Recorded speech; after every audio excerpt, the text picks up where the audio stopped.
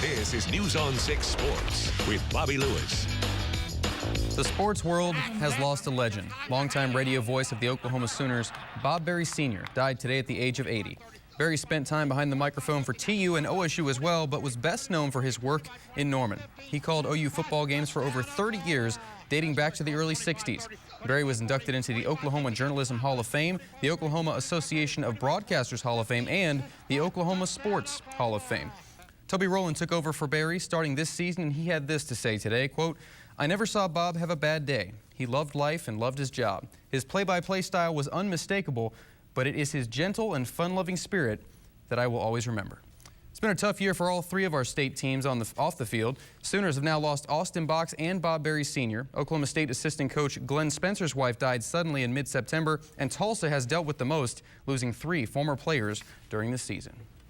The Sooners sent Berry out with a win, something he was a part of many times. Couple that with some losses in front of them, and OU is moving up in the BCS rankings.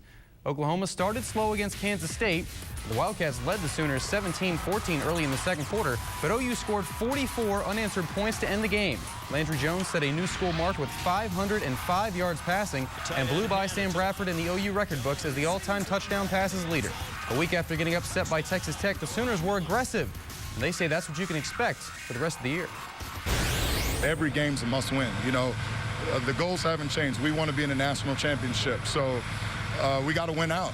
You know, there's no secrets behind it. We got to win. Oklahoma State gave up a lot of yards, but very few points in a 59-24 rout of Baylor. The Pokes surrendered 622 yards of offense, but the Bears only had a field goal to show for it through 3 quarters. The Pokes are the only undefeated team left in the Big 12 with just 4 more games to play. We had a great game plan in that to kind of attack the safeties and attack, throwing the ball down the field a little bit, some double moves, and we did what we did. I mean, we weren't worried about what they do, and like you said, I mean, we just took it. I think we're giving up a little more yards than any of us care to, give up. But at the same time, we got to work and find a way to get it stopped, and hopefully we will. So here are your BCS rankings. LSU and Alabama did not play. They're still on top. OSU still firmly in the 3-hole, followed by Stanford, who jumped Boise State. The Sooners are up to 6th. Arkansas and Nebraska are just behind them. Houston is number 13 this week, and Baylor, Texas, and Texas Tech are all out of the BCS. If you're a Tulsa fan, there isn't much time to celebrate that 38-7 beatdown against SMU. Golden Hurricane plays in Orlando on Thursday against UCF. The Knights are unbeaten at home, but they've played some pretty cruddy teams. UCF's home opponents are combined 8-26, a big reason why the Knights have only allowed 9 total points at home this year. Now, Tulsa's offense is unlike anything UCF has seen so far, with weapons all over the field.